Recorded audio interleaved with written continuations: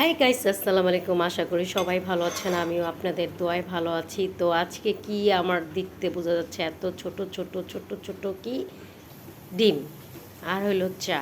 আজকে এত খাইতে মনে চাচ্ছে এই ছোট ছোট ডিম কিনে আনছি কালকে রাতে, তারপরে বললাম যে কথা সেই কাজ।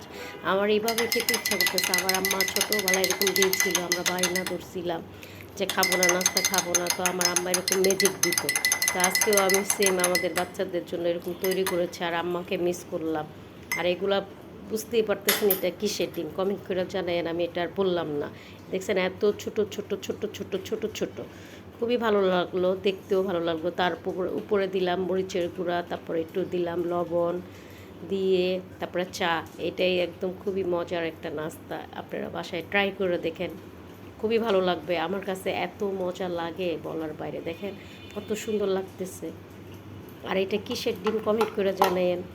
তো আজ এই পর্যন্তই শেষ করলাম। ভালো লাগলে লাইক শেয়ার সাবস্ক্রাইব করতে ভুলবেন না। তো আমার এই যে কিটি কিটি ছোট ছোট ছোট ছোট ডিম কীরকম হয়েছে কমেন্ট করে জানায়েন। মাশাল্লাহ মাশাল্লাহ, অনেক সুন্দর লাগতেছিল আজকে নাস্তা যখন প্লেটটা সাজাই দিয়েছিলাম।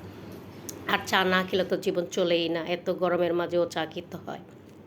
যারা চা খোর তারাই জানে গরম আর ঠান্ডা নেই, তাদের চা খেতেই হয়, এটাই বাস্তব।